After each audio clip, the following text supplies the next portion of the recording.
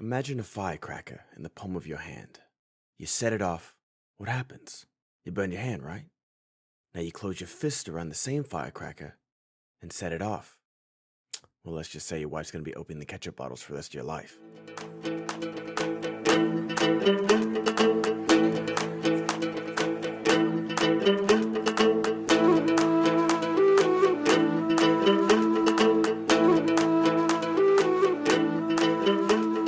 Welcome, everybody, to Podcast of the Rings, and we got a banger for you today. We got a banger. Selfishly, I really wanted to watch Empire Records because I don't need an excuse to watch that movie. And I was kind of on I need to watch The Strangers because I'm a big sissy when it comes to horror. And you and me both. I've seen clips of The Strangers, and I know how terrifying that movie is. So it was like, okay, I voted for The Strangers on all 3 platforms. So really? I was like, you cheater. I know. I was like, I'm rigging the vote. Let's do this. And it didn't win. Armageddon won. And honestly, after watching this, it deserved to win. It's important to know that you don't need to know this, but I'm going to be honest. I rigged the vote for Encino Man.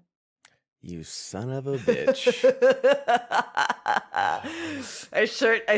I have alt accounts on Twitter and stuff. So alt accounts? Okay, I just voted on my main. Like, this is legit tampering. Like Encino Gate. Right? Oh my gosh. Well, so we're doing the Beyond the Middle Earth. I'm about to January 6th this podcast right now. Oh, don't even talk about the debates. Don't even. I only tuned in. I couldn't either. But I just out of morbid curiosity, I tuned in and I happened to get to the point where Trump evaded the January 6th question and then was re-asked the question. And he double-speaked it really well. It's bad anyway. It's so bad. Okay, I'm gonna read you the taglines because there's like 10 taglines. Is there? For Armageddon? All right, which one is your favorite? It's closer than you think. Heads up. Earth. It was fun while it lasted. No. This is a good one. The Earth's this darkest. This can't be real. No, these are on IMDb. The Earth's darkest day will be man's finest hour. For love, for honor, for mankind. Take the ride of your life. No. All the time in the world is all they've got. Prepare to fight like there's no tomorrow. This is my favorite. School's out forever. Stupid. So dumb. Time to kick some ass, Troy. That's the best one. No more taxes, ever. And last one, nothing on earth can prepare you. The third one was the best, I think. Yeah, Earth, it was fun while it lasted. It was fun while it lasted. That's the good one. It's very good. I kept on thinking, a lot of people had mixed feelings about Adam McKay's Don't Look Up, but I kept on thinking about that movie. Did you watch that? I did, and I don't know. It's like everything that worked in the Money one. I can't think of what it's called. Not Dumb Money, but The Big Short. The Big Short. Everything that worked in that one, I feel like he just hasn't been able to replicate that in the Chaney movie Vice and then Don't Look Up, where everything I feel like he needs to say is done in like the first 30. Like this again, in the same way that like that Don't Look Darling or Don't Tell Darling, the Olivia Wilde Florence Pugh movie. Yeah, Don't Worry Darling. Don't Worry Darling. That's what it is. That would have been a really good Black Mirror episode. Where it's like an hour long, there's some crazy stuff to it, and then you don't really have to explain anything. But like they go too long, and you're like, okay, too much is happening that you're just not explaining. Good performances, good premise, but it just doesn't, land the plane. And it's the same with Don't Look Up, where it's like, okay, I get it. The scene when they're on the talk show and Jennifer Lawrence is like, everyone's gonna die, and like, well, we like to put a good spin on things. Like that's very true. Yeah. But what else? Like that's. But then the movie's 2.5 hours long, and you're like, okay, what else are we doing here? And you're not doing anything. And then at the very end of the movie, you try and sneak in like some sincerity with like the final dinner scene. I'm like, no. You didn't earn this. Leo's been cheating on his wife for the entire movie with Cate Blanchett. Jennifer Lawrence has openly disdain for Timothy Chalamet their entire dating thing. I think about it all the time where he's like, don't be mean to me. Like, Yeah. think about that scene. He's just a chill, like, like, you're the checkout girl. He's just, like, chilling in the grocery store. Obviously, he finds you attractive. He's like, I mean, the world's gonna end. You said so do you want to hang out? She's like, I don't know, I guess so, you piece of shit. I'm like, what is wrong with you? I know. So I guess that's why the movie has value to me ultimately, and is because there's some scenes that I still think about that are so good. That's but totally fine. I get what you're saying though. If that you're trying to make a political statement, you've wasted an hour and a half of our time trying to make it. So that's what I was taking away from Armageddon too on a macro view, is these movies are dripping with patriotism. Oh God, yes. But the bad guy is the government. No, you're right, because, and even with the Don't Look Up of it all, where the rest of the world finds out, you know, they're keeping it under wraps, and we'll go over the whole plot because there's so much to go over that I just love about this movie, and a lot of stuff that is not great. But you mean they're totally racist perspective against Asian people at every opportunity? Every opportunity, like multiple scenes, but also like with the Don't Look Up of it all, when like the rest of the world finds out, but like, don't worry, America's got it. And they do like this throwaway line of like, oh, this joint venture, like what? No, like America just like took it upon itself to be like, oh, well, there's 10 satellites in the world that can see this thing and we own 8 of them. And we'll just kill anybody else, basically. So, like, this also, like, the realism of this, like, seeps into this movie where, oh, this operation would fall apart and get sabotaged because we would just be arguing with each other about, you know, Don't Look Up Israel. Like, people would deny it. People would say it's a hoax, that Biden was in on it, that the liberals are telling you for this lie or whatever. Like, you gotta wear a mask now. Yeah, right. I think that's exactly right. In a way, this mission in Armageddon is successful because they don't tell anybody. But the fault in their plan was, as it gets closer, more of those they just destroyed Paris for no reason. They like, I know there's like one shot of the crater, but it's like, we're in this mission, like, oh my gosh, like AJ and them are, you know, wandering lost on an asteroid. The drill isn't working. They land on an iron plate. Oh yeah, Paris is about to be destroyed. Like, there's so many, like, this movie's 2.5 hours long, and I think it would be a legitimate, perfect blockbuster, the same way Pirates is, if you cut a half hour off. And there's so many places that I'm like, we don't need this. Oh, I completely disagree. No way. This movie cooks. There's not a wasted moment on There's screen. like, don't destroy Paris, and then even there's a scene where it's like after they drill the hole, like a big cheering moment. And I love the scene when Harry's on the asteroid by himself, and he's like, oh, kick and scream all you want, you old bitch, like you're gonna die. And then like eruptions happen, like that's great. But there's a whole like 5-minute scene of just explosions on the asteroid where they're like, I'm like, okay. And I shout out to the one guy, the one no-name astronaut that had made it that far, and then he dies in that. I was like, dang it, you had no chance, buddy, but you did so good up until this point. By the way, to that exact same point, I was shocked that Owen Wilson was in this movie. I haven't seen it since it came out, to be fair. We don't make in the most boomer way thing. Like, we used to be a country, Jessica. We used to make movies like this where every single person, that quote, the guy who says the ketchup bottles, that's Malfoy's dad. That's Jason Isaacs. I know. It's Keith David is the one role that I'm surprised that wasn't anybody was the president. I didn't recognize. Yeah, but it's because the president's a bad guy, I think. I think so. But just like every single person you recognize, like there's not a wasted character actor in this. The cast is 128 listed cast members. 100. You know how easy this is going to be to fill in Lord of the Rings. Oh, this is going to be the best, easiest casting ever. But so, to your exact point about the astronaut having no shot, the second we saw Owen Wilson, I'm like, oh no, baby, you're going to die. Oh, I didn't even realize when they introduced the 4 pilots, like, oh, these are the crew of the Freedom.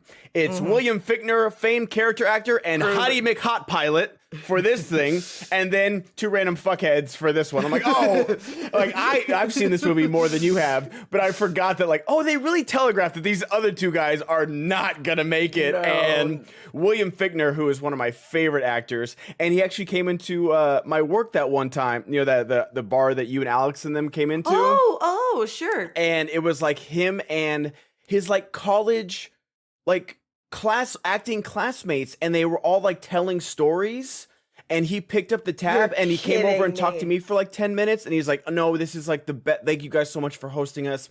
We do this at like different places, and we kept in contact, like, just the nicest guy. Everyone was talking about how their acting teacher changed their life. And I wish I remembered more about William Fichtner's story, because like it was one of those I wasn't even supposed to be an actor and this guy convinced me to be an actor type stories. He's just the coolest thing of just like, I love that story. Just like 12 friends stay in contact with each other. They're all like successful in Hollywood in different ways. Sure. And William Fichtner obviously being like the most famous of them. And just like I was like, dude, you're Heat, Armageddon, Prison Break, like, I can list off a million things of this guy that he is just so good. And when he's like, you swear on your daughter's life, on my family, it's like, oh my God, we don't make movies like this anymore. This movie really is don't. absolute trash when you look at it, and I don't care. We don't have trash movies with amazing actors like Bruce Willis, Michael Clark Duncan. Duncan. On a different page about the quality of this movie. I'm just saying, like, when I say a trash movie, I mean like in just the dumbest premise ever. Fluff. It's a B movie, but it's elevated so much so. Like on paper, giant asteroid headed to Earth. Oil drillers, not astronauts, must blow up a nuke on the asteroid. Like, yeah, that's a dumb premise, but it's elevated by Bruce Willis, by Michael Clark Duncan, by kind of Ben Affleck, but I love Ben Affleck so much. I love who he's become, but this is definitely like post Good Will Hunting. I need to be an A-list star, and totally. And I've got big old veneers in, and I will say his if you've never seen, it makes the rounds every once in a while of his director commentary. And because like there's a scene where he, like, you know, where Bruce Willis is like, yeah, these guys are astronauts, but they don't know jack about drilling. He's like, wait. And I went up to Michael Bay and I was like, so you're telling me that astronauts can't learn how to drill, point a drill at the ground, but drillers can learn how to be astronauts? And Michael Bay was like, shut the fuck up. That's the kind of logic that has gotten Michael Bay so far. So far. Also, Alex and Alex watched the back half with me, and I was kind of explaining, again, also shocker that Steve Buscemi's in this fucking movie. That, like, oh, Steve Buscemi's a sex pest. Like, he doesn't know the age of the women he's sleeping with. There's like 4 jokes in the first 10 minutes of the movie that are tough. Yes. Like, one of them would have worked. The one at the bar when he's flirting with the newly married woman and the FBI shows up and he goes, how old are you again? Yeah. That one would have been fine. Because like, at least he's asking they're ahead at a of bar, so you assume that she's over 21. He's asking. Nothing has happened yet. He's just flirting. Like, okay, this is a good joke. I don't need you showed me how to use tampons.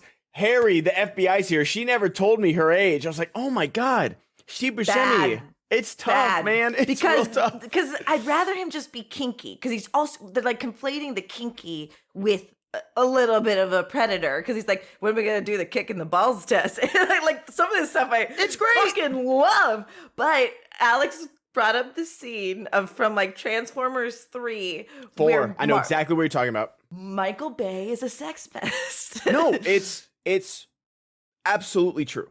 Like the fact that there's for people that don't know, in Transformers Age of Extinction, the actress, I can't think of anyone's name, Jack Rayner. Besides Mark Wahlberg. Yeah, it's Mark Wahlberg, Jack Rayner, and the girl that plays Katara from the Airbender movie, the live action bad one. And instead of just like she's a senior in high school. Like they make a point where she's about to go off to college and everything like that. Instead of just making her 18, which most high school seniors are, especially close to graduation, they have this whole scene where he's like, "Oh, Jack Rayner, you're 19 or 20. I can't remember. She's 17. 20. This is a crime." He's like, "Oh no, we're." And I know this because I studied it for movie trivia. I don't just have this memorized.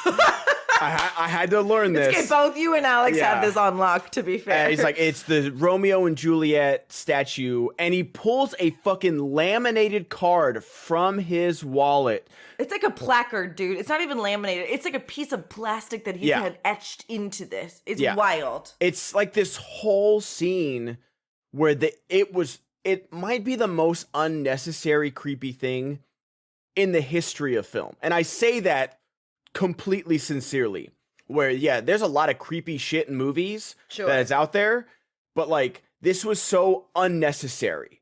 Like it was just like, why? You could have just made both of them high schoolers. You could have just made her 18 and be like, why are you dating a high schooler? Well, she's 18. Okay, like that's it. There's a joke in there somewhere, but they lie about where he's from because he's 100% Irish, but he's from Texas because they had they like list out the things that make it okay, and Mark Wahlberg's convinced that this is okay. No, like that was, even watching that movie, even before that, there's like so many weird scenes where he's just like mean to Mark Wahlberg. Where I'm just like, if a guy ever said this to a dad, especially a dad that like, you say what you want about Mark Wahlberg, he's pretty ripped, like. Mark Wahlberg, like, and in any other movie, like, Mark Wahlberg's supposed to be, like, the tough guy. Sure. And he's supposed to be this Texas inventor. He would have beat the shit out of this kid. Like, they have Mark Wahlberg from Texas. Yes. He's so categorically Boston. It's so dumb. No, it's so tough. But like that's all the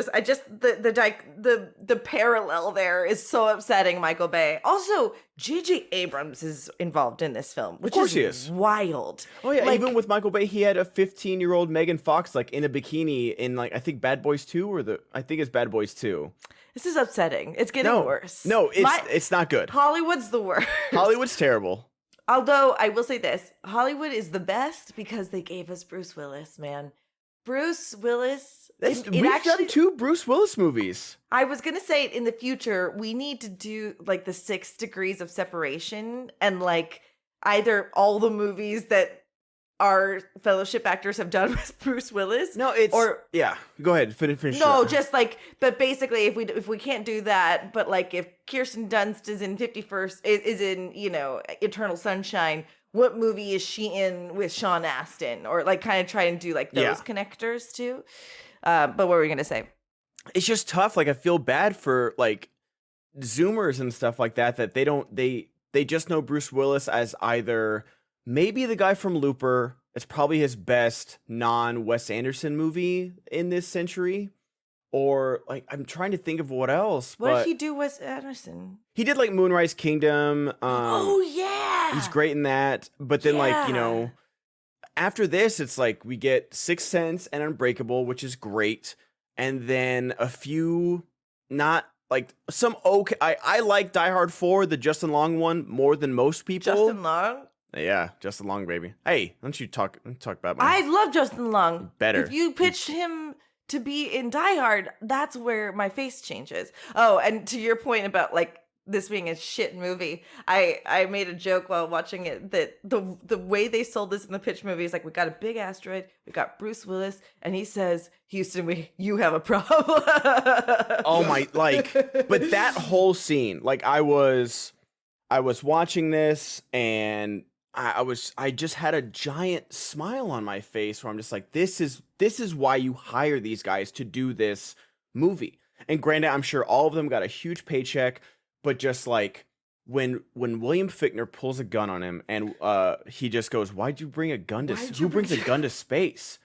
And A+ line. Shout out to the screenwriter. Who brings a gun to space? You need to say that out loud. You need to be what we're thinking. It would have been better if there hadn't been 2 scenes with miniguns before this. Why on earth are there little machine guns? Why do we have machine guns on? I don't know. But just like what I was saying about Bruce Willis, like this, he's so good. Like I know he's very sick right now, and I know he did a bunch of straight to red box movies to help his family, and they're not great. I don't care because we have just like 15 to 20 years of just like oh my God, this is the definition. Yeah. And he's in the same way, this is basically John McClane saving the world from an asteroid, because you get this blue collar guy. Oh, he's just an oil driller. I love that he's hitting golf balls at environmentalists in the beginning of this movie. Good shit, Michael Bay. Fuck those people, right? Drill more oil, America. Do you know how much oil it takes to power that rig you're on? It's so good. It's only so Bruce Willis can get away with that. That's why you hired this man. He's so good. Where he literally shoots Ben Affleck, and you love him. And you love him. You love him.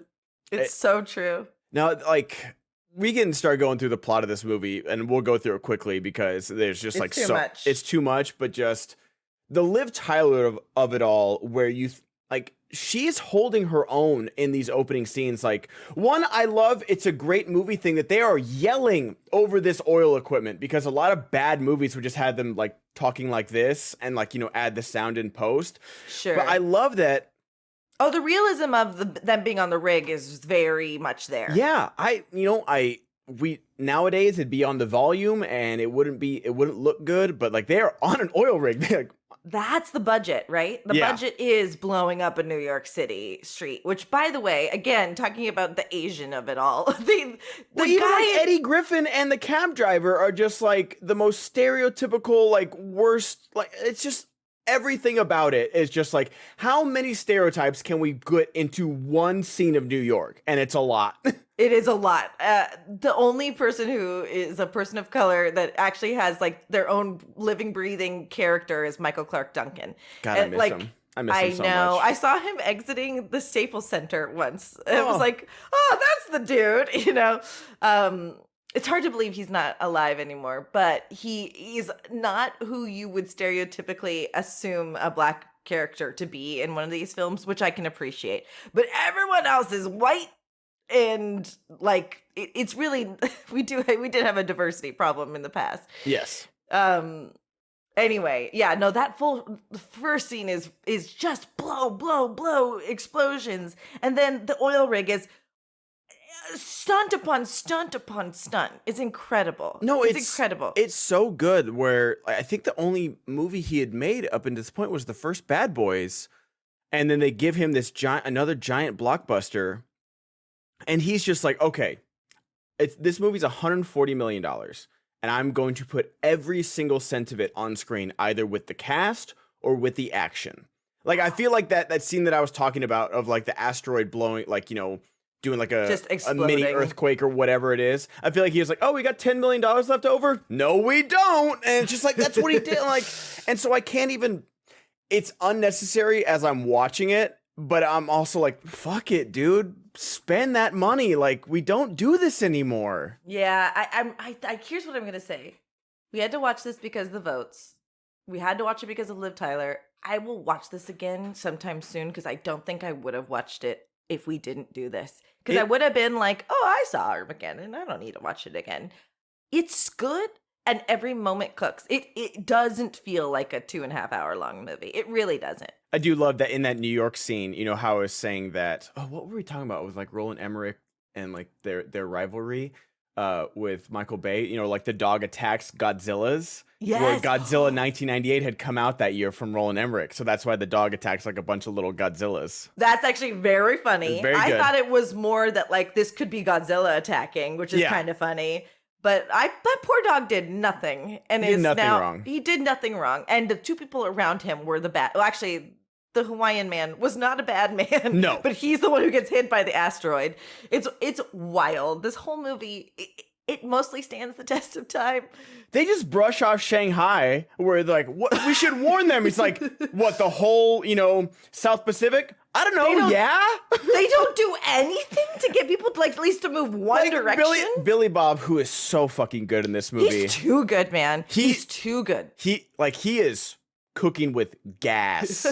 and he doesn't raise his voice. He's just... No, you know what he does? He gets the one F-bomb. This is one order you shouldn't follow, and you fucking know it. Like, and you fucking know it is the best line. That whole scene, Jessica, from Keith David calling the president, to them Billy Bob trying to slow the countdown down, to Bruce Willis being like, I've never missed a depth. William Fichtner, you swear on my children's life. Who brings a gun to, like, everything.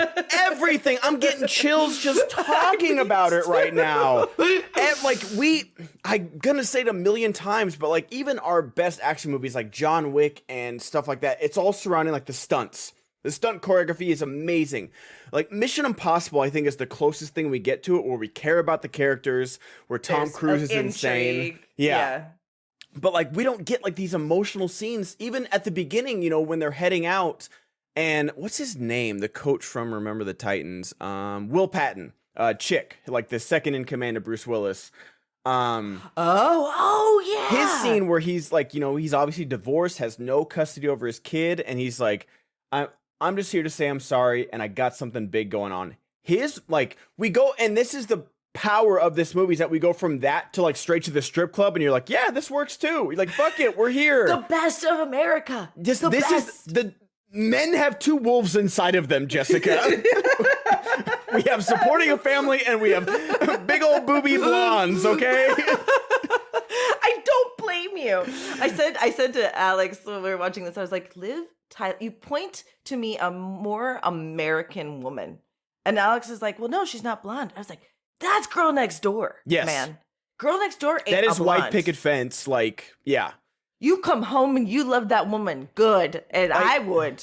And she's so good in this movie. And yeah, a lot of the things are just like her looking forlorn at, you know, a boardroom table. It's but incredible. Like, when I'm just thinking that, when she's like playing with her wedding ring and stuff, and then she comes out and she's like, that is my family out there. Like, just I've got nowhere else to go. I've got nowhere else to go. Like, that is my family. She has one more line that she screams that I can't think of what it is, but she's got like 3 scenes when they're up there, not including, you know, the final phone call with Bruce Willis, which just like, to this day, if you don't feel anything, you are dead. On every monitor. On every monitor? And Jessica, you think that, like, you know, the cynic in me would be like, why isn't this a personal conversation? But you don't think about that in this moment. You are in the same way that Bruce Willis and Liv Tyler know that they're on every monitor, maybe on every television. I don't know what's going on with that. But this is just them. You are locked in with just them in this moment. And it is, oh my gosh, it's so good. Like, and they earn it. They do. And they do. And it's so weird. It's such a weird, hyper fantastical moment where he finally clicks the button after, you know, they're like, give him a minute. Yeah. And like his iris explodes. You see a hyper cut of him and her getting married. It's fantastical. It should never, this kind of movie should never have this kind of cut. And it totally works. It totally works. But like, and that's the thing, is that we're just like, we are at 11 for so much of this movie where it's just like, oh, what are you gonna do? You're gonna turn the ship around in 10 seconds, land back on the asteroid, and push the, like, stop it. That makes no sense. But just like, but again, Will Patton, Captain, I'm asking you, as a man, to give him 1 minute. It's so good. Oh, honestly, his best performance is, and the nurse, who I know we've seen him do other things, where he's like, I'm just here to drill, lady. And she's like, funny, so am I. So am I. And his face in that moment is, he's really just, he's just one tick shy of like understated, and it's perfect. It's exactly like, because he is kind of the only calm one of the group, him and like Owen Wilson, but Owen Wilson's just like, he's Owen Wilson. He's a nerd. Yeah. Which actually, I really do love that about Owen Wilson here, because I usually sometimes watch these films from like the actor perspective. Like, if I had, what would I have needed to do in the room to audition for this film to get cast, right? And Owen Wilson is unabashedly himself and being weird, and they commit. So like, you really have to, I'm looking at Owen Wilson and the bravery of like, nope, he made this role him. And so I love that about like him and Steve Buscemi. Like, they're gonna be themselves in the room. Yeah, like Steve Buscemi is like 3 different people. He's a sex pest, and then he's the smartest guy on the ship. On the planet, maybe? Like, very like when he's just like, yeah, I taught at MIT for 2 years and then I quit because I was bored. It's good money to drill oil and I don't have to answer to anybody. Like, and then just like once they land. And he's like, oh, well, we're on grid, 10,000. We're supposed to be on grid 9,000. Fucking Captain America here. And he's like, how do you know this? Because I'm a genius. And you're like, oh, my God, this is the worst script ever. But these guys are doing it so sincerely. And then the best is when he just like starts playing with a minigun. And William Fichtner, without not an ounce of irony, goes, he's got space dementia. What is that? It's just a thing that we all know about. Of course. And everyone in the audience in 1988 was like, oh my God, he does have space dementia. It's so sad. It's so true. He bought in immediately. I love when he's like, I know you guys think I'm crazy right now, but I could do it.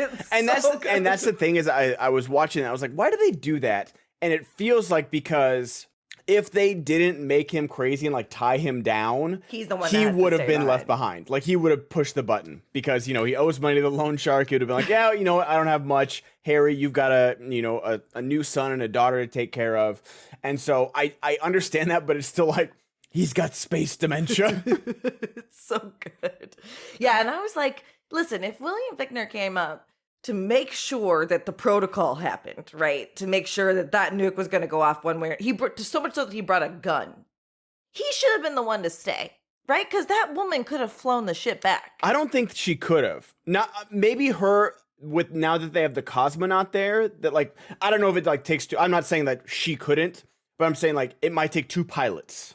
I got it. Because I'm thinking if he's about to kill these guys and die and let that bomb go off, he should be the one to press the button. Well, he was saying he's going to let the bomb go off, but he's like, we have to get this off and get the fuck out of here. That's true. He's not like prepared 100% to die. He's trying to get off the rock. Yeah. He's still the bad guy for a hot minute though. And he needs a little bit of a redemption arc. And that's what is so good about this is that this is very America first. But not like at the beginning, you're like, yeah, patriotism, military, Michael Bay, sunset, slow motion helicopters. Lens flares. You can see where JJ got it. Yeah. You really can.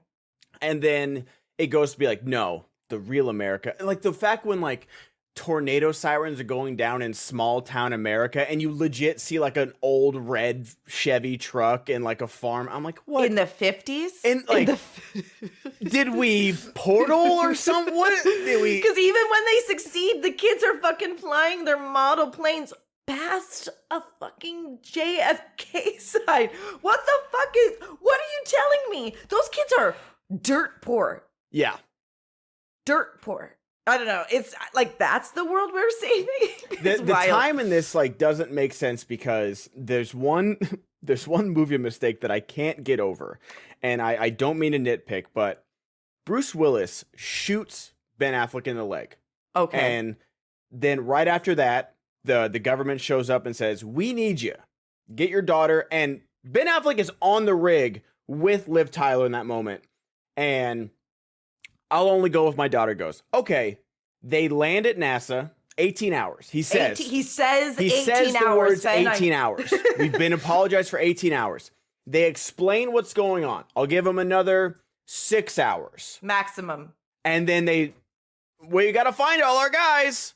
Which is ridiculous to begin with. It's so ridiculous, but I'm there for it. It's a great sequence of like, Come Together by Aerosmith playing over it. Like you hear the doom doom doom. Like okay, I'm in this. Playing it. Okay, cool. I think Aerosmith kind of owned this soundtrack. So oh yeah, that's fair. And then AJ has started his own business. It's got weathered signs of weathered signs. Has a bunch of oil things chugging along, and he's like, "Yeah, going into business for myself has been great, motherfucker." What? 2 days. Max 2 days. Max 2 days. And he has his own, like, multi-generational family business, apparently. on the farm in Iowa somewhere. Yeah, like... And the only reason they're weathered maybe is because they are in tornado country and maybe, like... No, it says AJ, like, President AJ, whatever his last name is. Like it's not like oil. Like yeah, I can say whatever. Like it's an old fence. I can forgive the fence. I cannot forget the weathered AJ president on there. It makes no sense. I hadn't noticed it until this. And I was like, wait, how the when you're watching it for the first time, you're like, man, he did it. He's feeling great. And like it is my favorite Ben Affleck scene where he's like, I just want to hear 5 words from you, Harry. AJ, I've always looked up to you, and I love you so much, and I've always looked at you as a son. And then he responds with, AJ, there's not a single job on Earth I'd work with you. And you're like, oh, you see what he means? He's not going to be on Earth. That's a great line. And so you forgive that he's built an entire fucking oil empire in 18 hours. It's so bad. It's so bad. That is something I wanted to address too, and Alex and I reflected on this as well, that it is beautiful to see the two men finally admit that they love each other, right? And it's actually lovely that early on Ben Affleck's like, that's all I want to hear from you, man. Like early on. But I don't love the messaging that like you have to be close to death to finally say, I love you. But I want to posit one thing to you. Okay. I think Bruce Willis is God and Ben Affleck is Jesus.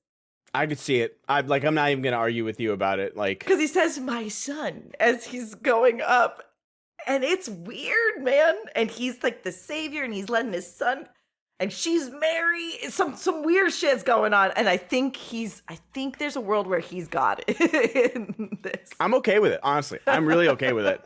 But I love that you see exactly. It's not anything, groundbreaking or Lars von Trier or anything like that. But like, he drills, he makes a mistake, but like he was right. They got oil, but he risked a lot of people's lives. He gets fired. And then when they're training, he's drilling and he's like, no, the computer's wrong. Your drill can handle this. You have to trust me. He's like, no, you're going to get people killed. We got to do this. And then when he comes back and he's like, Harry, do you trust me? And he's like, I trust you. And he gets it. AJ was right the whole time. And it's you're an AJ apologist. I'm not an AJ apologist because like Bruce Willis is right. We're like, this is a team thing. You are showboating, like that kind of stuff. But like you don't need to push an oil rig in the middle of the ocean and risk people's lives. That's not like, it's not life or death here, man. But in this case, Affleck is right? Like this is life or death. And they are like padding the margins for sure. It's so good. It's so good. It's so like I love it so much. So much of this movie works. So much of like Peter Stormare as the cosmonaut.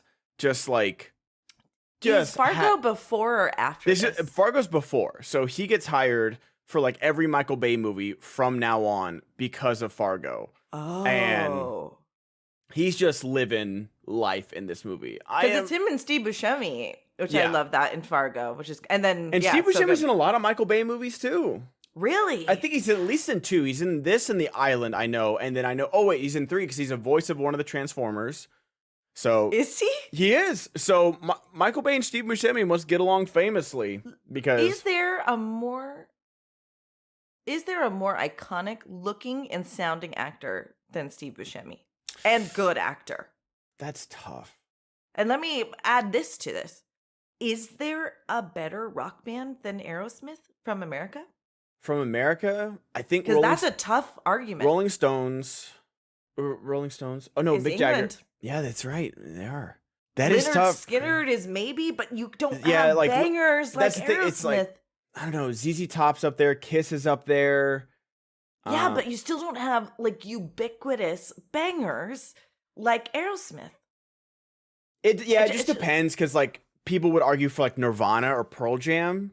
But I'm talking about like old school rock and roll, like classic rock. Yeah, not grunge. I'm talking about rock, and that possible. Is a distinction. There's an argument to be made for sure. And every time I talk to people about it, that's Aerosmith is pretty much like the one that hangs up in the air. But like just because we don't laud them as like equitable as like Led Zeppelin or the Beatles, they're still it kind of actually makes you feel sad for American rock in general that we don't have like the top 3 bands you would list in America. It's tough. Like we didn't invent rock and roll. Like I think we perfected it. But I don't know. Like Beatles are definitely like a rock band, but I wouldn't even put them. They're in their own category, no matter what. Yeah. And Even against Rolling Stone, they're in their own category. yeah. But you're still talking about number one band of all time. America in that era doesn't have number one band of all time. Anyway, Liv Liv Tyler's number Tyler's one pop artist of all time. I think we've got like out of the top 10 pop artists, we've got at least 7 of them. we got that on lock. I think, Yeah. England can't hold a candle to what we've got going on. Now they have some pretty artistic and amazing pop artists like Annie Lennox. Okay. Nah. Now I mean, Spice Girls were the biggest. We own the fucking finish line, Jessica. Sorry, This is gonna ruin the tour.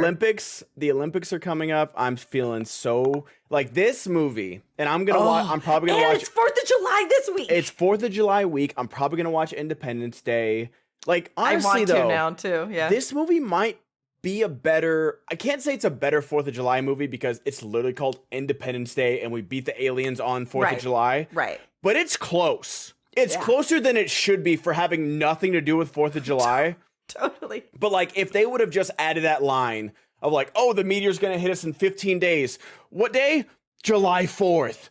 Game over. That's literally all you had to do. And the fireworks in the same way like Independence Day was, the fireworks, and I'm pretty sure Michael Bay, they might have had that note, and Michael Bay's like, because I think Independence Day is 96 and this is 98. It's a little bit before. He's like, we can't do that. We can't do the same note because it would have been the exact same note of like. For some reason, I thought they did do that, where the meteor particles dissolved. I think they purposely didn't show it because they have that. That's like the final shot of Independence Day is all the debris from the mothership coming down. Right. And Michael Bay was probably like, we're not doing that. And you can't. No. And it's better for it because you have like the montage of, Liv Tyler and Ben Affleck getting married over Aerosmith, and it's beautiful. You got all the pictures at the wedding and everything. Speaking of chills, that moment crushed me. It has no right to be this emotional, but and that's the thing is that's what's frustrating is that like Michael Bay, you've done this. You've done the good character stuff before. Like in The Rock, I care about Nicolas Cage and Sean Connery. And then Bad Boys, I at least like Tia Leone and, the 2 leads. And then after that, it's just like to the fucking moon with everything and not in a good way. Like I know there's plenty of people that love all the Transformers movies and Bad Boys and The Island and Pain and Gain. And just like, there's things to like about those. I honestly find them just so fucking insufferable. Where, the action is fun, but every single attempt at humor, every single attempt at like sincerity just goes so far left and so bad. I'm just like, what happened? Because you have this template right here where you go literally like we talked about, the Will Patton of going from divorced dad on the verge of tears, telling his kid, I got something big, as his wife just said, oh, that's just the mailman. Your father's dead. Like, that's so crazy. It's so bad. It's so bad. And then we go to a strip club and you're like, this is still fun. Who cares? I think it's the writing. I think because like any other film, even with good writing, the way Michael Bay is shooting it and the way it's probably written too, it's like these small capsule scenes. Mm-hmm. And it doesn't really work for character development elsewhere, but all these people are real strong caricatures and we get these wonderful montages of them. And that's a formula that doesn't really work for everything. It really doesn't. But for this kind of film, it really does. And you have to cast the right actors for those kind of things. So I think the thing is, Michael Bay definitely is an auteur in his own way, whether you like it or not, what he does. But his voice works well for this. Yeah. And like, even like you can see, we talked about the terrible stereotype jokes, but even like the guy in the Hubble has his own telescope, which is like screaming at his wife. He's like, I'd like to name it whatever. Dottie, because she's a life-sucking bitch. It's insane. But like, again, you never see that guy again. Never. And that's fine, because you just got a snapshot of these people's lives, But it's the pacing of this, even though it is 142, a lot of minutes, the pacing is what makes it quick, quip, and work. Yeah, it's something that I feel like we just don't see anymore, where a lot of movies that are 2.5, 3 hours long, which seems to be like we've normalized that now. Yeah, totally. Where it's like, okay, we've got this on the oil rig. and then we've got them explaining, and then we've got the guys gathering, and then we got another montage of them taking the tests, and then we're building the armadillo, and then we're going out to the strip club, and it's like exactly a boom, boom, boom. It's like we never feel like we're in the same place. We're always moving it forward. We're always progressing. We're learning new things. It's almost two different movies. Yeah. Too.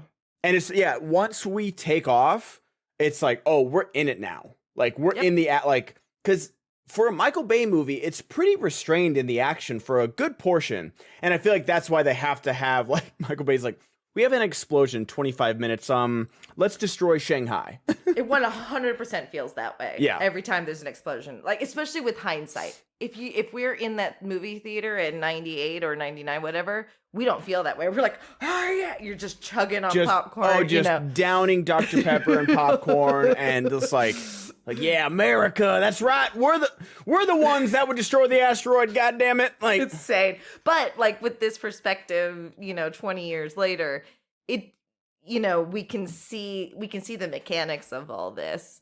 I just don't think we could make another movie like this.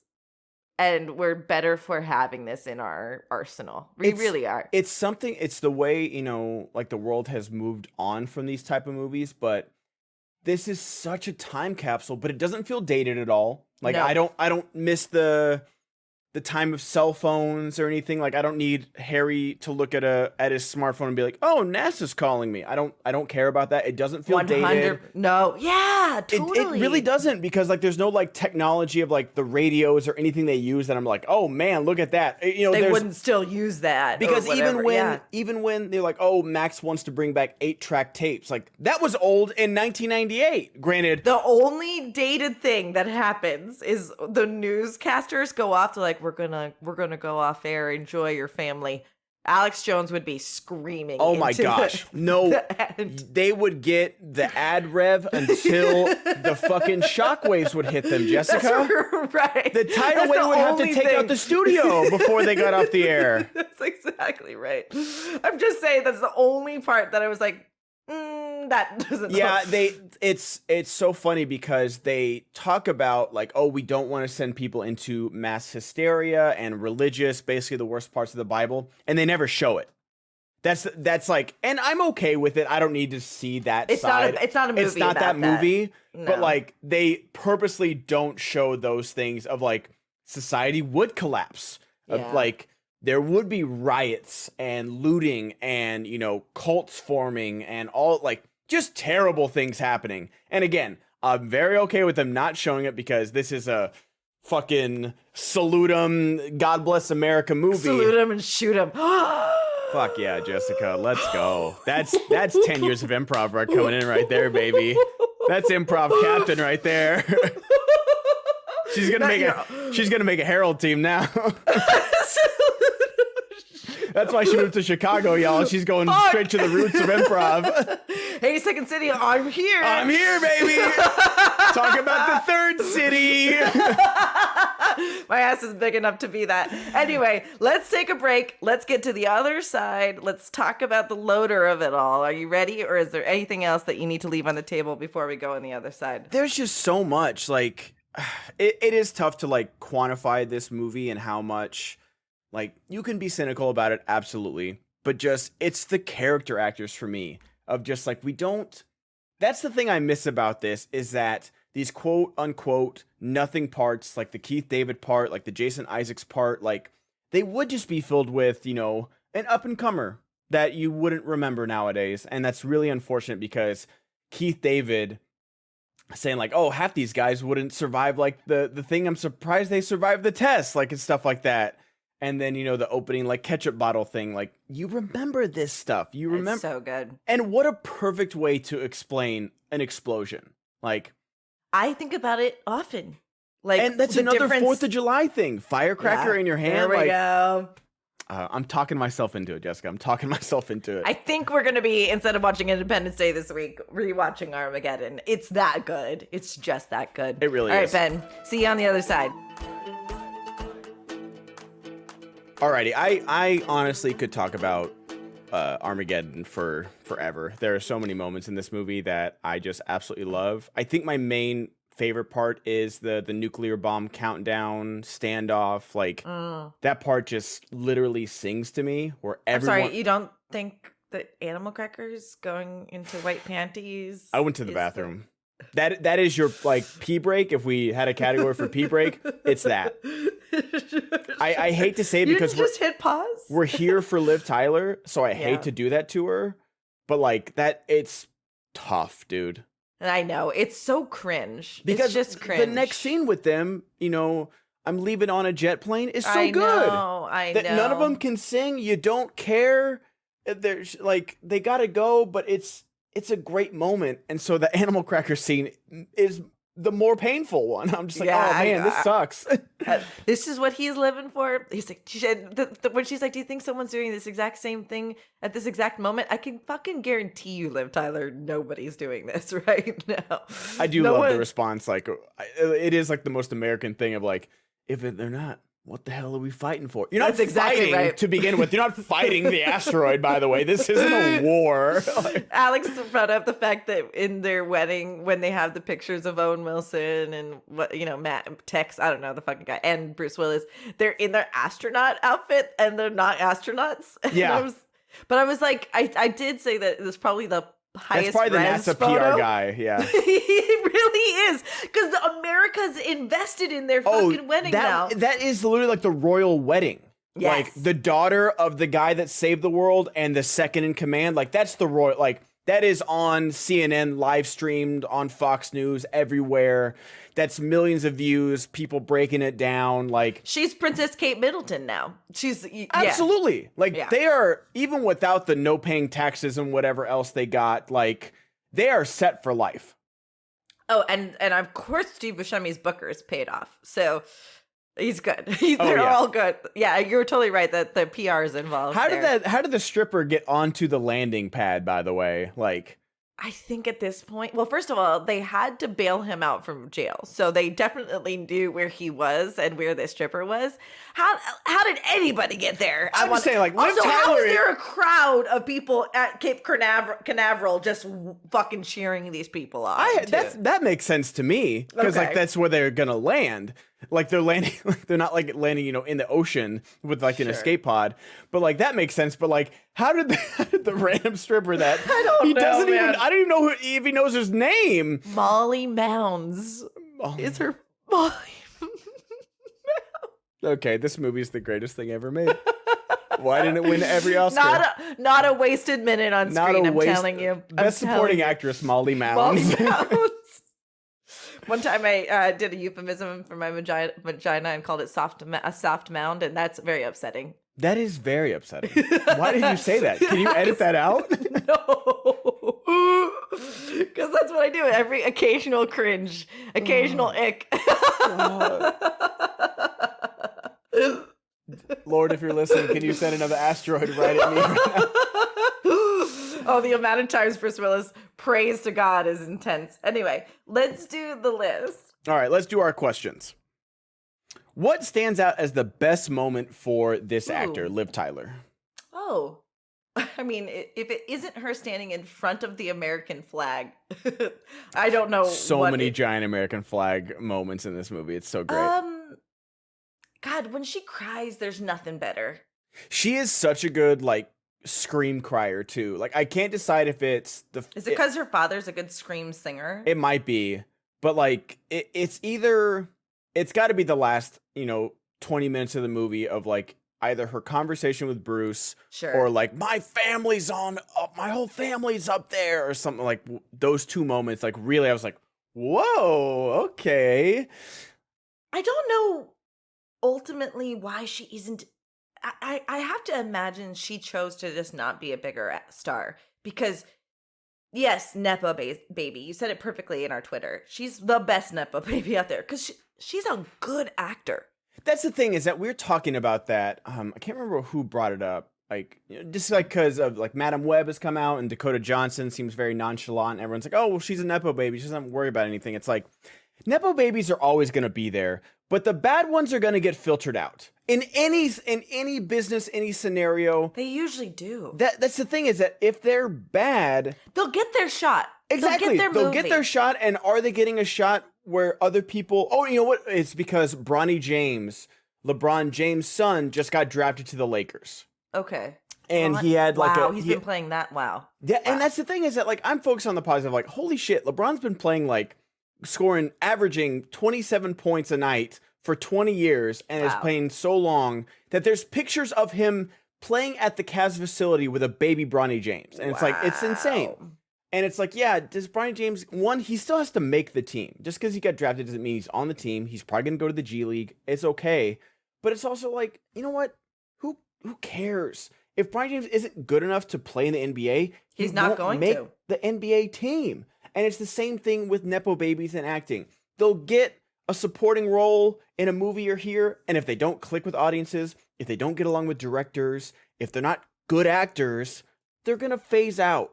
A very good example of this was Jack Nicholson's son came to the acting school that I worked at. Okay. And the owner of that acting school was so excited that she got to go. Not only did he come to our school to train, but she got to go to his house to train him at times too. And this Jack Nicholson kid was ass. He was sort of good looking, but not good. And then a year later, he was the lead in some shitty Amazon show, and no one's heard from him since. Yeah, that's how it works. Like, he got a show.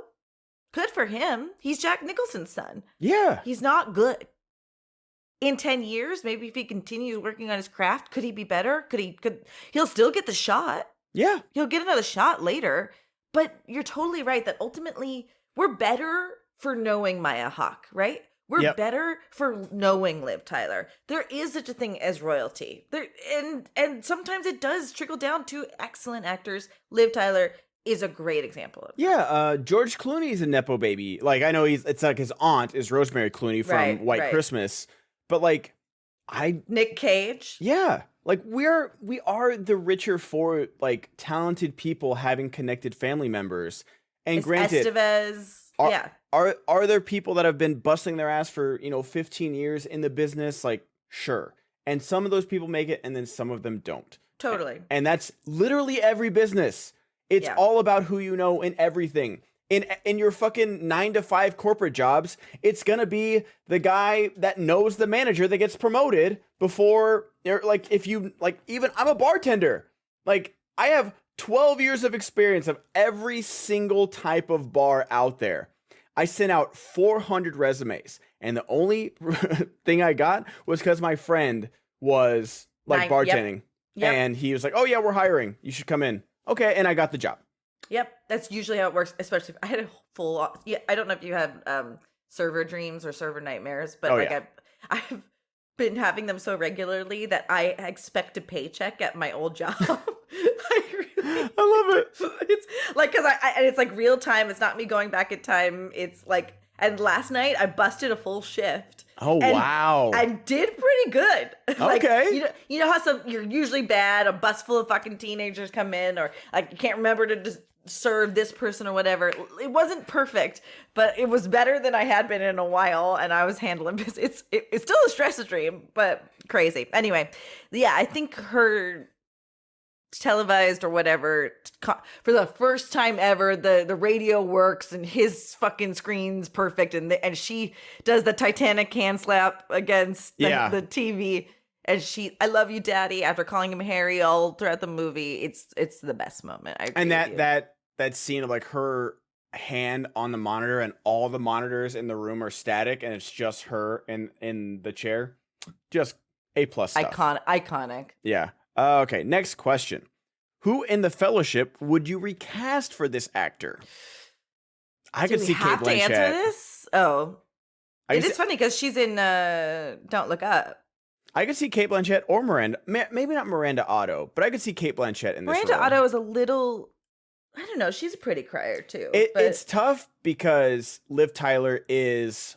homegrown American, of the, like you said, of, the top 5 American rock bands of all time. Royalty. Like, American royalty. So it is tough to recast to, like, Europeans in that. Miranda Otto is she British? Miranda Otto? She's got to be UK something, right? Let me see. Miranda Otto. But if you, if I'm thinking Steve Zissou, Cate Blanchett, I could see her pull this off. you know. But the thing about Australian. Right now, it's okay. Australian. The thing about Kate Blanchett is she's so, even her vibe is independent, and something about Liv Tyler, she has agency, but she's so vulnerable that you want to protect that. And I don't think either of those women can do that. Have this vulnerability that Liv Tyler brings. I'd put Miranda Otto in this role before Kate Blanchett, honestly, probably. Honestly, Honestly, I'll put Miranda Otto in this role. what wouldn't you? Shut the fuck up. All right. Does Peter Jackson directing this movie make it better? No. No, it doesn't. I think No. it's still a good movie. It's not the same movie. It's not the same movie, and I think we do see the rioting and looting and like religious cults and stuff like that popping up. Like this is, And he makes it a 3-parter too. yeah, this is America. Fuck yeah, the movie. And you know what? I'm okay with it, man. Like I said, Olympics are about to start. People are starting to like talk shit on America. Like, oh, I hate hearing the anthem all the time. Did you see that? There was like this Australian swimmer because they won like the 2023 World Championship, like the non-Olympics. yeah. They won that. And they're like, oh, it felt good, especially like beating America because like all the American fans have like these cowbells. And then I got so tired of hearing the national anthem. 1, We're coming for you, bro. we're coming for you. 2, you just admitted. Think of any song you like. Think of any song. How long does it take before you get sick of that song? So you just admitted you hear the national anthem so many times. Oh, We fucking rock your shit so many times that you're tired of it. Get fucking wrecked, kid. he lost regardless. Yeah.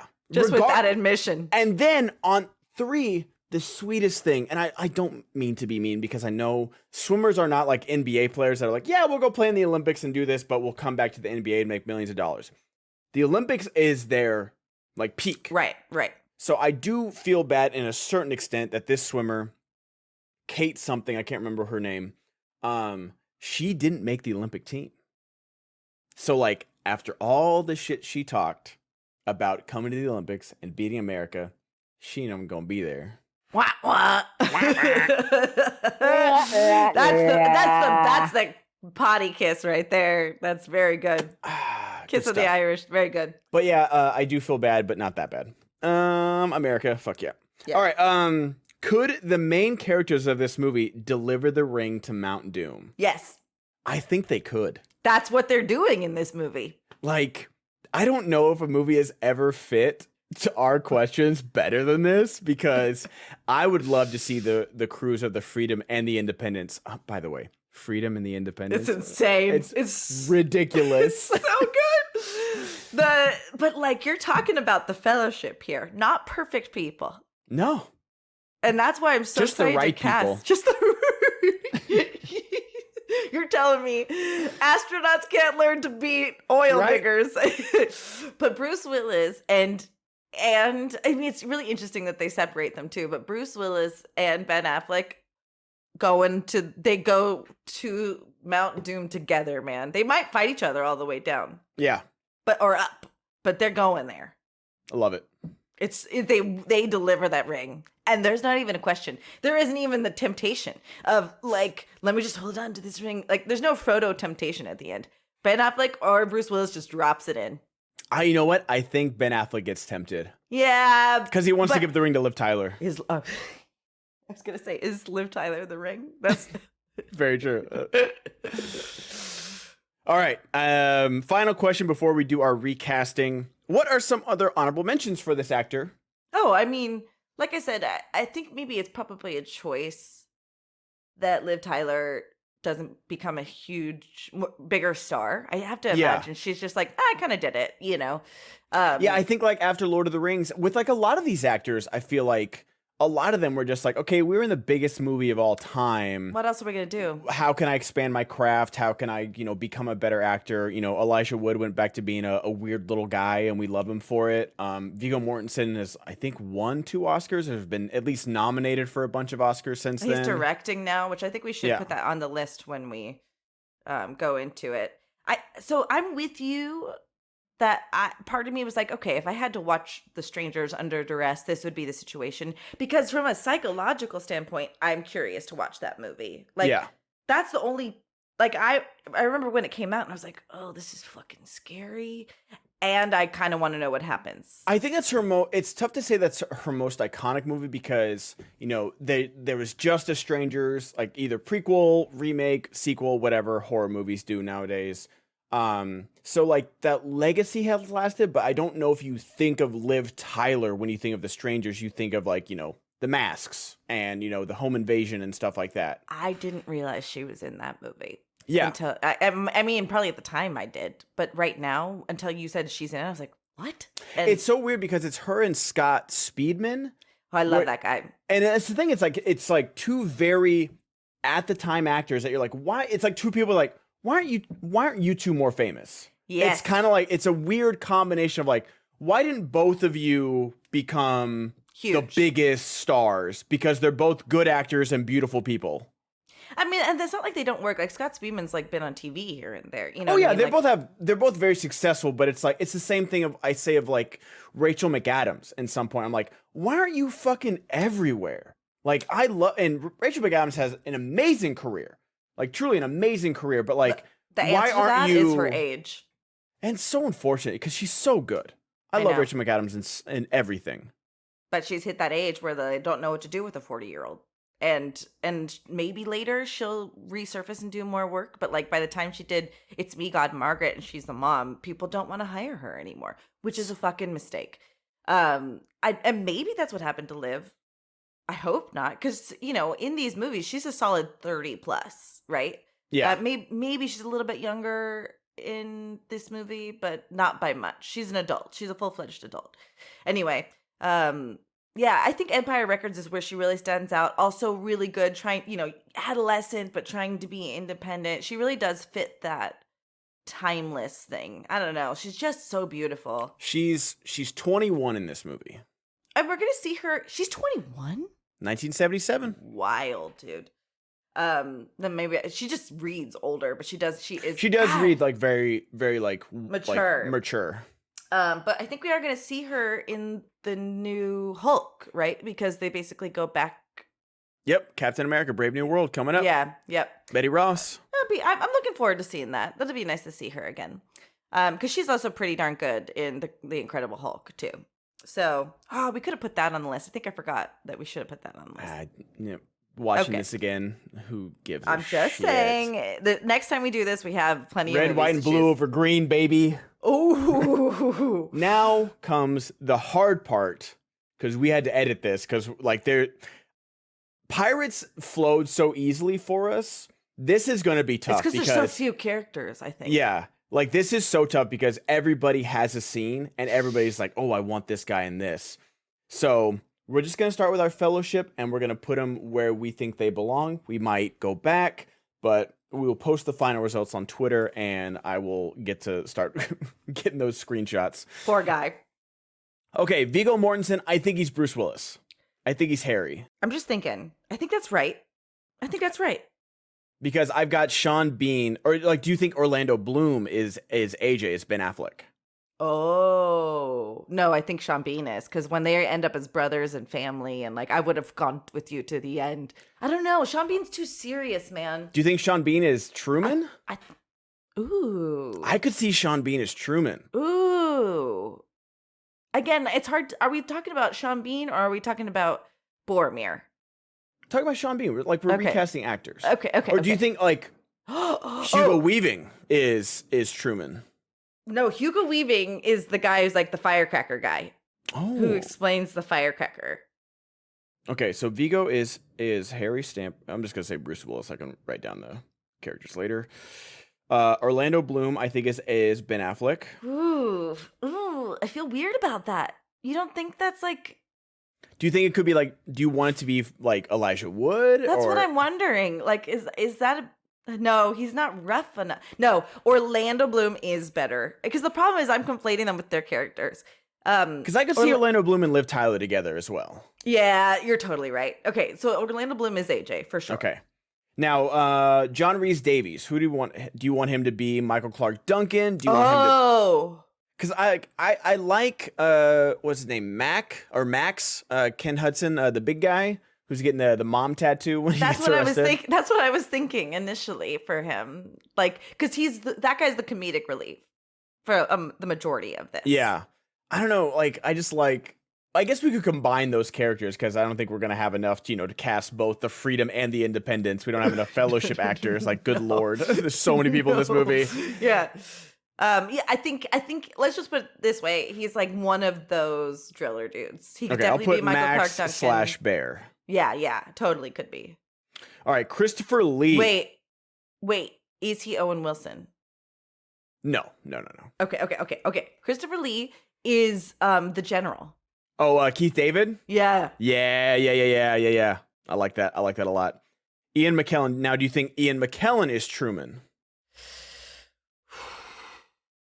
And I'm not hating on any British or Australian actors, but it's so hard to recast these guys as like true-blooded Americans. Like, no, dude. That's exactly right. It's not. There's Sean so Bean. many problems with America, but when it comes to like patriotism with dumb shit like sports and movies, I'm like, yeah, come on, I get out it. of our country. It's British. only because we were born here. Yeah, 1776 is when history started. I mean, I had a whole conversation about the forming of the Constitution with my father 2 days ago, and with pride, like crazy. I don't know. You don't think Sean Bean is Truman? I think Sean Bean is Truman. Okay, we'll take Sean Bean is Billy Bob. Where does Ian McKellen go? Ian McKellen, I'm trying to think. He's Steve Buscemi. No, Steve Buscemi is Elisha Wood. So yes. And Dominic Moynihan is no. Billy Boyd is Owen Wilson. Yeah. No, Sean Astin Oh my God. is. I'm sorry. No, I want Sean Astin to live, like, because Owen Wilson dies before he ever sets foot on the.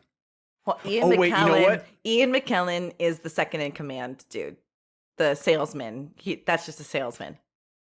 Okay, quick. Do you think Sean Bean is Will Patton, the divorced dad, who says, you know who Ian McKellen is? Ian McKellen is William Fichtner. He's the guy. He's the government guy. Okay. Yes. So Ian McKellen. Wait, hold on. Sean Bean is that guy. You're right. Okay, so Sean Bean is William Fichtner. And then Ian McKellen is Will Patton. Yep, is Will Patton. Kate Blanchett, is she Hottie Pilot? No, she's Molly Mounds. No. Yes, of course she is. She would slay that role. Kate Blanchett would slay anything, but I think like.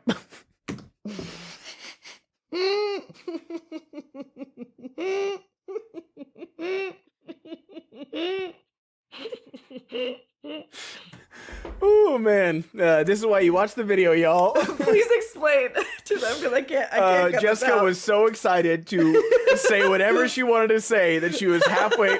One, she drinks water out of a mason jar like a fucking hipster, and then she was halfway through drinking. The reason I can't cut it out is if I were to on the video, you're like, why is she giant water stain? Yeah.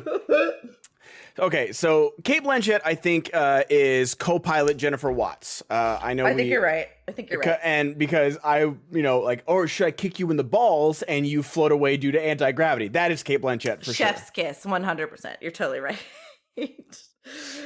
Hugo Weaving. I think Hugo Weaving is Truman. Okay. I think I said he's either Truman. He's either Truman or Jason Isaacs, for sure. Yeah, and I'm okay with not being quite sure which one right now. I don't know, because, a year after this is The Matrix, and he's got a great American accent as Agent Smith, and he's got that he's just presence. So menacing. Oh, yeah. And you know what he says? And you fucking know it and really well. You fucking know it. He gets, I want to see Hugo Weaving drop the PG-13 F-bomb, for sure. It's amazing. They're in a 2.5 hour long movie. So he's Billy Bob. All right, so we've got the hobbits left over, and granted, we can put Denethor in here. We can put, Eowyn and Carl Urban and stuff like that. Oh, fuck. We should put Carl Urban in this movie. We actually have to. We actually have to put Carl Urban in this movie. Yeah. Oi! This Oh. asteroid's gonna destroy Earth. Are you sure he's not Truman? He's too young at this point. Like, if we do Carl Urban now, for sure. Yeah. Okay. Wow. Because Dominic Moynihan or Billy Boyd is Owen Wilson, right? Is Oscar. One of those You know, guys. Billy Boyd, I think he's the cosmonaut. I think he's like the crazy Russian guy. He's Peter Stormare. That's very good. Although I actually think you make Carl Urban that character because he's so good as Done. Bones Yeah. and getting pissed at things. Yeah. Peter Stormare. And then Billy Boyd, I think you just fill him in, right? Like they're still great because they're these side guys. Yeah, Billy Boyd is Owen Wilson. And then there's like, you know, the other astronaut, he can be Gruber. Dominic Monaghan can be. I think you know what? Sean Astin is Gruber because he's like the other military guy that makes it all the way until the end and then dies. Because he's the other guy following orders. And then Dominic Monaghan. You know what? I want to hear. You know what it is? Dominic Monaghan is Owen Wilson, and Billy Boyd is Jason Isaacs doing the firecracker thing because I want to hear in Billy Boyd's accent, "You go to firecracker." And like I can't do that accent. He cannot command a scene like that. I want to see him try. Great. I'm just telling you, he can't. But God bless him. God, if you can hear us, we're really close to God's ear. This is a whole fucking movie, man. Yeah. So run it down for us. Go ahead. Okay, so give us the list. I've got Liv Tyler. Stays the same. Viggo Mortensen is Harry Stamper, who is Bruce Willis. Yes. John Rhys Davies is Max or Bear, a combination of the two. That is Michael Clark Duncan or Ken Hudson. I think he's Bear, like just quintessentially Bear. Probably. I'm good with that. Yeah. Orlando Bloom is AJ, Ben Affleck. Yeah. Yes. Christopher Lee is the General, Keith David. General Kimsey. Yes. Ian McKellen is the second in command, Will Patton. Chick. Yes. Who we got? So Kate Blanchett. I literally wrote down hottie pilot. That's her name. Co-pilot Jennifer Watts, kicking people in the balls into outer space. So good. Sean Bean is William Fichtner, which is what's his name? Colonel Willie Sharp. Great names, dude. Great names. Perfect names. Stamper. All right. Hugo Weaving is Truman. Billy Bob Thornton. I love that they're just like yelling Truman, and he has like a leg condition too. It's just like we get it. Oh my God. I wish I could go up there. Elijah Wood, is Steve Buscemi. Yes, so good. Rockhound. So good. Sean Astin is Gruber. He doesn't even have a first name in IMDb. He's just Gruber. I think it's miscast. You make him Max. Oh, Max. Okay, done. Max, good. This is why you're on the podcast, Jessica.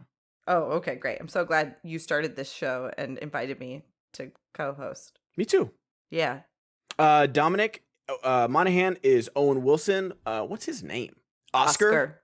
Billy Boyd is Jason Isaacs. Jesus, it's horrible casting. No, it's so good. Horrible. I love, like, it's so tough to recast Jason Isaacs because, like, he's so good in this movie, but you get that Malfoy / the worst Britishman in The Patriot like a year after this. And like him saying, he's like, well, I went to MIT with the president's scientific advisor, and I'm right. He's wrong. You don't take advice from a guy.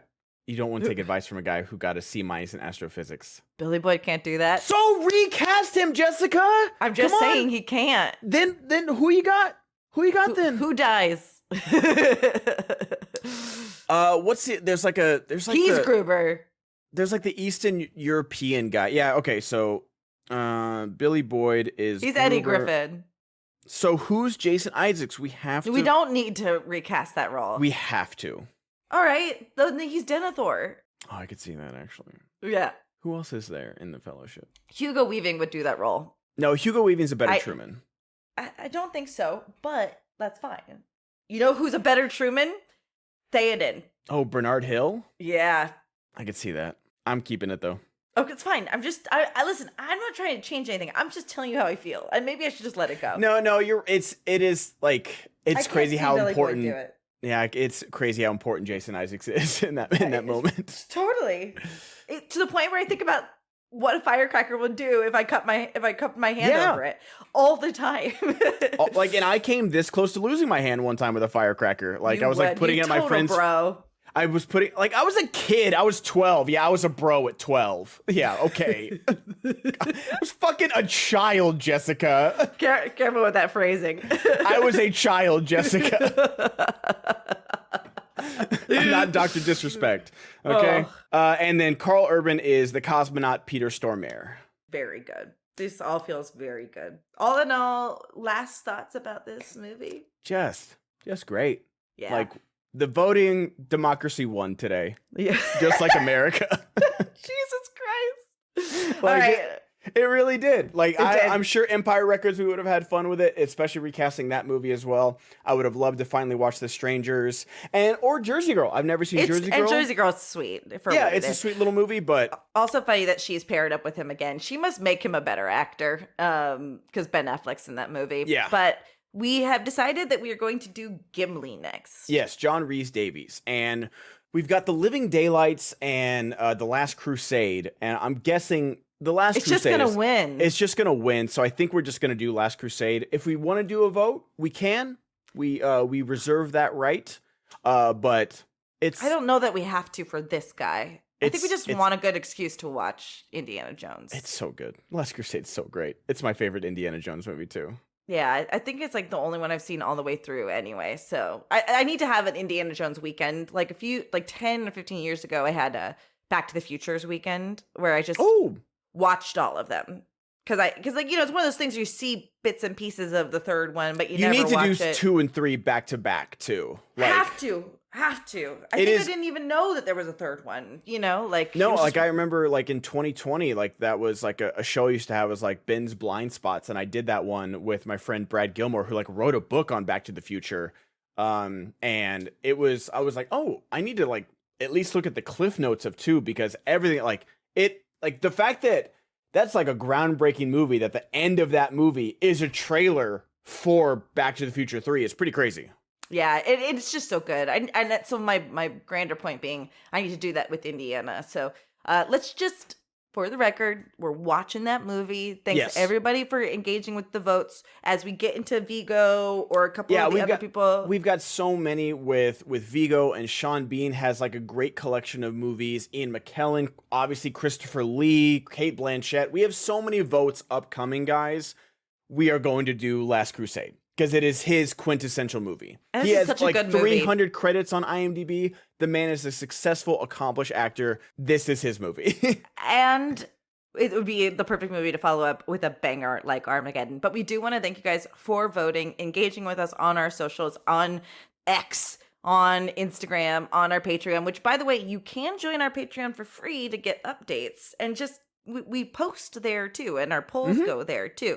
But also, if you're interested in our Podcast of the Dragon podcast, good episode last night. Very good. And I'm so sad about how it ended. But I'm actually really glad that we got like a big question mark out of the way. There's some good things that happened in last episode. So Ben and I are doing an exclusive Patreon podcast for the $5 and up tiers. You could join that for 7 days for free to get a taste to see if you want that from us. You go to patreon.com/podcast of the rings. Pretty great value for 4 extra episodes a week just for $5. I'm sorry. Give us money. So give us your money. And Ben, if they're listening to us on their preferred podcast player, what should they do? Give us 5 stars. If you can't give us money, times are tight. Groceries are like, there was a thing where a guy looked at his old Walmart cash, and it was like $150 or something for a month. Yeah, for like a month of groceries, and like he pushed same cart, and it was like 400 something. It's crazy. So I get money's tight. No one's saying money's not tight.